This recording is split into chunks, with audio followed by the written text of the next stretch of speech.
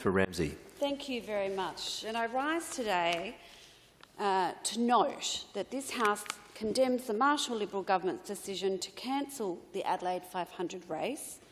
B notes the negative economic impacts that the cancellation will have on the local hospitality and tourism industry, and C recognises the need to restore a sporting event that has received bipartisan support for more than 20 years.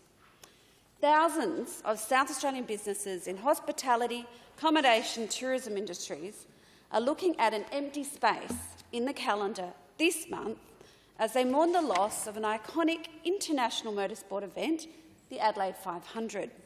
Held annually in around the city's east since 1999, the event drew hundreds of thousands of people to our state and our city. 2019, the event injected $45 million into the South Australian economy, creating 435 full-time jobs and attracting more than 15,000 interstate visitors. Over the years, this race placed Adelaide on the international motorsport stage. Acclaimed commentator Murray Walker declared it the most pre-eminent touring car event, not just in Australia, but in the world. And now it's gone, which is, of course, a devastating blow to our motorsport enthusiasts. However, there is also the economic, employment and reputational damage to our state to be considered. Over the years, successive governments have lauded the success of the Adelaide 500. A look back at Hansard demonstrates that the only contention was whether the government of the day, from either side, was investing enough in the event and its infrastructure. Whether it was the jobs created, the volunteer experience, the festival atmosphere, the booked-out accommodation, the excitement of hosting international bands, the likes of Kiss, the Red Hot Chili Peppers and Robbie Williams, the bipartisan enthusiasm for this event has been unwavering. In fact, let's revisit the very words of the Minister for Tourism, the former Minister for Tourism, the Honourable David Ridgway, who addressed a question by one of his colleagues in the other place with the following. It is the largest motorsport event in Australia. It is one of the largest production motorsport events in the world. It has close to 250,000 visitors every 4 years. It has a 21-year history. It often wins national tourism awards. What it does is it fills all of the hotels. It activates Adelaide. It is one of the few times that Adelaide is chock-a-block full.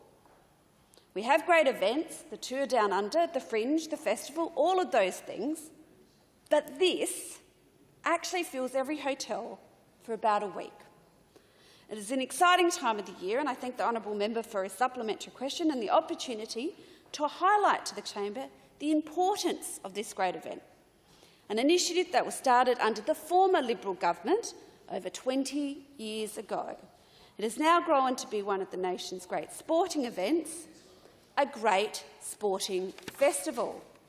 We're proud that we started it back more than 20 years ago, and we are proud to be associated with it today, until now, because now it is gone. Because Premier Stephen Marshall and the Liberal state government, who for decades claimed that this event as their very own, have walked away. Mr. Speaker, I don't need to stand here today and even articulate why. I know that the axing of this event is a devastating blow for our state. And there are plenty of stakeholders willing to go on record. Former supercar driver and 5-time championship winner Mark Scaife said he was absolutely gobsmacked by the decision, and I quote, "It is one of Australia's biggest sporting events, and at a time when hospitality and tourism is being smashed by the pandemic, it is a government decision that is extraordinary." 2016 Adelaide race winner and former Holden's worker Nick Perkett said the Premier's reasons for scrapping the event did not make sense. And I quote, "He just used COVID as a scapegoat. You know, the sport for us is growing. All the numbers have grown in the previous years." And just 2 years ago, in this chamber, the then Acting Minister for Trade, Tourism and Investment, the member for Chaffey, declared the following: "We know this event is a significant economic driver for South Australia, attracting more than 250,000 visitors each year, 15,000 from interstate, who provide enormous flow-on benefits for the city's hotels, bars, restaurants and local retailers. Regional tourism operators also experience uplift as visitors stay longer and experience all the wonders our state has to offer. Since its inception, the race has injected more than $600 million into our state's economy and created hundreds of jobs. The race is getting bigger and better each year. So why has the Liberal government axed this incredible event?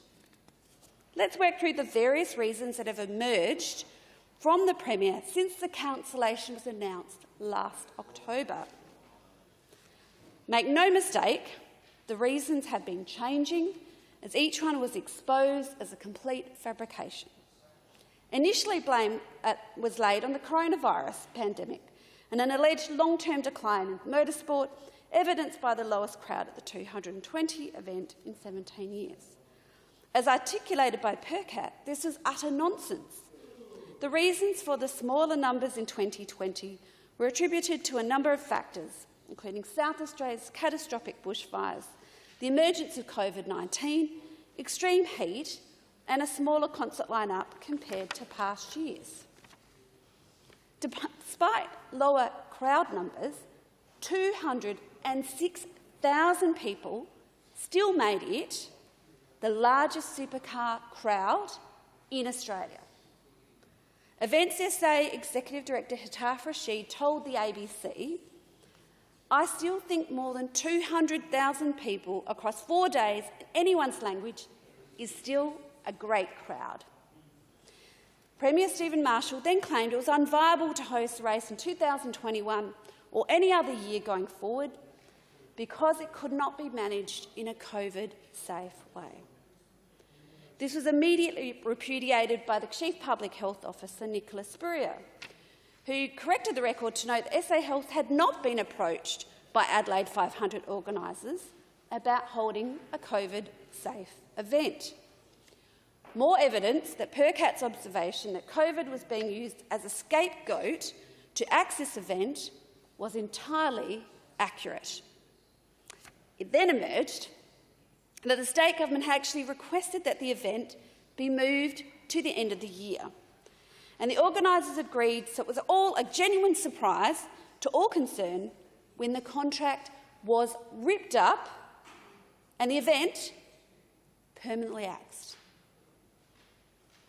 Now, Premier Marshall confirmed under questioning in estimates that supercars were only advised the night before the announcement to axe the race was made public.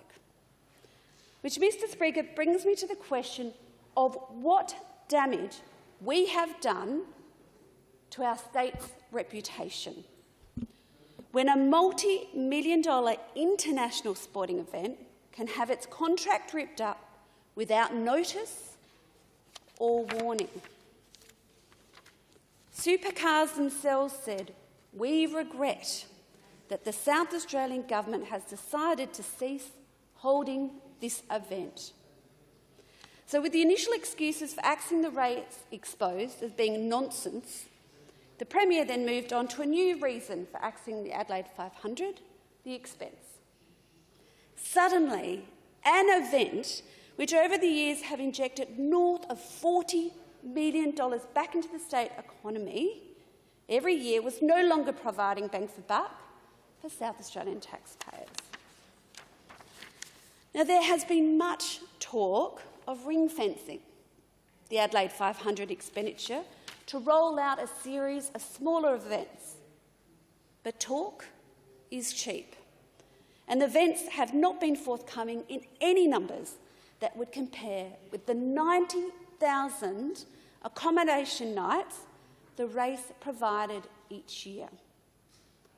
So now we turn to the economic costs to our state of cancelling an iconic, internationally renowned event established for more than 2 decades.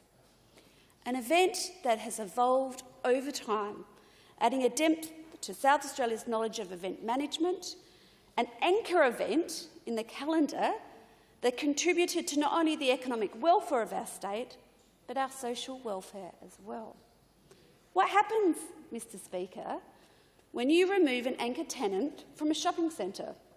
You see other stores close their doors and move to a location where the foot traffic will resume. Well, the Adelaide 500 was an anchor tenant for our state. Whether you were a motorsport fan or simply a lover of a good concert, the race literally brought Adelaide to life. Let's remind ourselves, since the inception, the race has injected $600 million into the state economy. It was recognised on several occasions as the winner of the Major Festivals and Events category at the Australian Tourism Awards. And it has been inducted into the Supercars Hall of Fame and the South Australian Tourism Hall of Fame. Now, despite a drop in attendance in 2020, the event continued to have a record economic impact for our state, with high numbers of interstate and overseas visitors, a massive television audience globally. It has been the jewel in the crown of the South Australian tourism sector. And now, at the whim of the Premier and the Liberal government, it is gone. I will leave you with a final message from Supercars themselves. If at any time in the future the South Australian government decides to recommence the Adelaide 500, Supercars will be delighted to be there. A Labor Malinowskis government will do just that. The member for Chavey.